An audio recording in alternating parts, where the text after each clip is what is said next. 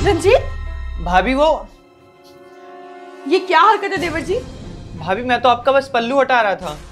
क्या मतलब आप मेरा पल्लू हटा रहे थे? इसका मतलब मैं बिल्कुल ठीक सोचती थी आपके बारे में। शुरू से ही आपकी नजर गंदी थी मेरे लिए। भाभी ये आप कैसी बातें कर रहे हो? एक बार मेरी बात तो सुनो। बस देवर जी बस, सब समझ गई हूँ मैं। जो आपकी नियत में खोट है ना, मुझे कब का समझ आ गया था।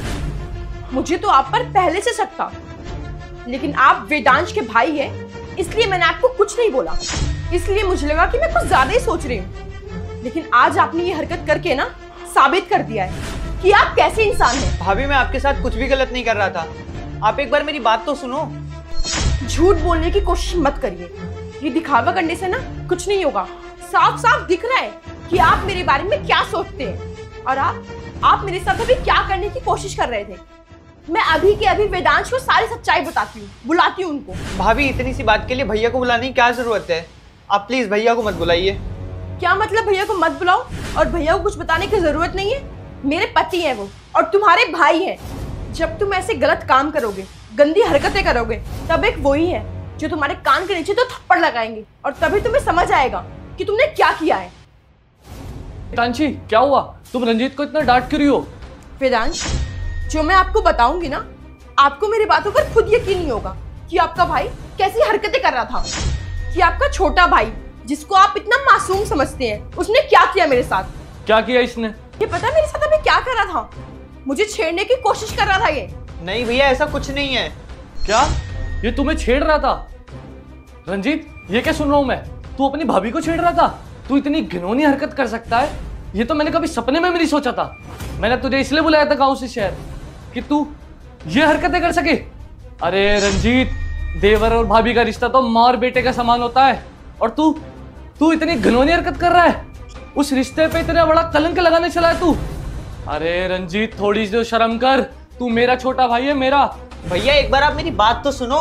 अरे क्या सुनूं? तू मेरी बात सुन। तू मेरा छोटा भाई है और तूने इतना नीच काम करा है।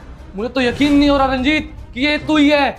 तेरी वजह से अगर ये बात बाहर गई ना तो हमारी इज्जत खराब हो जाएगी। दुनिया वाले क्या सोचेंगे, ये मेरा छोटा भाई है। अरे बस भैया बहुत हो गया आप दोनों का। आप दोनों का जो मन किया जा रहा है वही बोले जा रहे हो। आपको पता भी है यहाँ हुआ क्या है?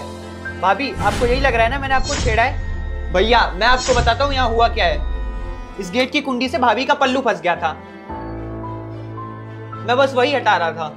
रंजीत, और तो और भाभी को लग रहा है मैं इन्हें छेड़ रहा हूँ। क्या आपको यही लगता है भैया मैं भाभी को छेड़ सकता हूँ, अपनी भाभी को? और भैया मैं आपकी कसम खा के कहता हूँ, भाभी के साथ ऐसा करने की मैं कभी सोच भी नहीं सकता। रंजीत ऐसा हुआ था क्या?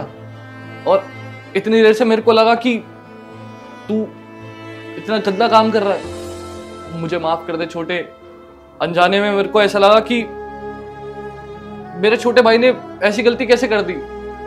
देख मुझे माफ कर दे, मुझसे गलती हो गई।